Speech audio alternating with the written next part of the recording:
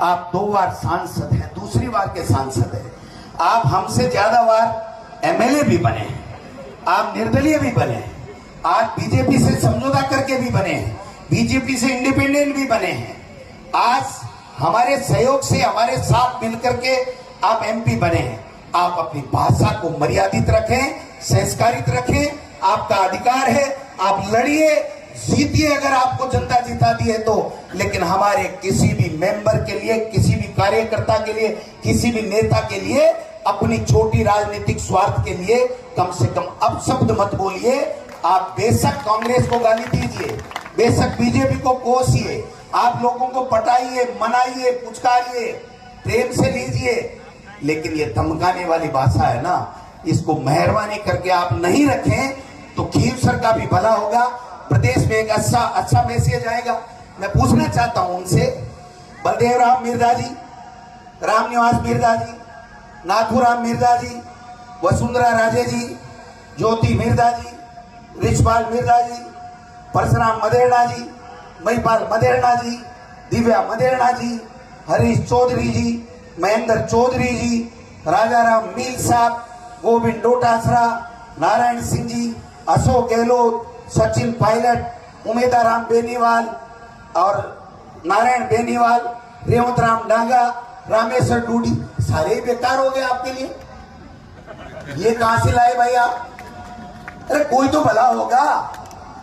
ऐसा नहीं होता कि मैं ये कहूं मैं प्रदेश अध्यक्ष हूं, मैं ये कर दिया, मैंने 11 सीटें ले दी। नहीं, मैं नेता हूं तो मैं लक्ष्मणगढ़ विधानसभा क्षेत्र के आदरणीय मतदाताओं के आशीर्वाद से चौथी बार एमएलए हूं और मेरी पार्टी की मेहरबानी, मेरी पार्टी आला कमान की मेहरबानी के कारण से आज प्रदेश अध्यक्ष हूं।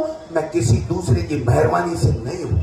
इसलिए मुझे अपनी भाषा में संयम रखना चाहिए, मुझे वही बात करनी चाहिए जो जनता के बीच में करनी चाहिए। सबको गाली दे करके आप ताली बजवा सकते हो, चंद मिनट के लिए आप तालियां वाई बटोर सकते हो, लेकिन ये हमारा संस्कार, हमारी संस्कृति नहीं है। मुझे बहुत अफसोस हुआ जब वो दिव्या मदेरणा जी के लिए पता नहीं क्या क्या अनर्गल बातें कह रहे थे और कुछ 5-4 युवा लोग तालियां बजा रहे थे। मुझे खुद से शर्म आ गई, मैं नीचे जमीन में देखने लग गया कि ऐसी भाषा का प्रयोग एक सम्मानित सांसद को नहीं करना चाहिए। मैं आपसे पुनः अपील करना चाहता हूं, आप अपनी पार्टी को आगे बढ़ाइए, जिस किसी के खिलाफ खड़ा करना चाहे खड़ा कीजिए, जीतने का पूरा प्रयास कीजिए, इन लोगों का दिल जीतिए। खींवसर को आपको मौका मिला, नागौर जिले को आगे बढ़ाइए। हम सब साथ मिलकर के लोकसभा में आपके साथ खड़े मिलेंगे, लेकिन हमारे किसी नेता और कार्यकर्ता के खिलाफ आपको नहीं बोलना चाहिए। मैं तो अपील कर सकता हूं, बाकी आपकी बात है, आप जाने, आप अच्छे लगते हो अगर इस तरह की भाषा का प्रयोग करते हुए, तो मुझे कुछ नहीं कहना। मैं तो इतना कहता हूं कि मेरे खिलाफ जो कुछ भी किया होगा, आज कहा, आगे कहेंगे, मुझे कोई फर्क नहीं पड़ता। मैं मेरी जबान से कभी किसी भी 36 कौम के किसी नेता के लिए गलत नहीं बोलूंगा, और जिस दिन मैं गलत बोल जाऊं मैं राजनीति छोड़ दूंगा, लेकिन मैं कभी किसी के लिए अपमानजनक बात नहीं करूंगा। ये मैं आपसे निवेदन करना चाहता हूं।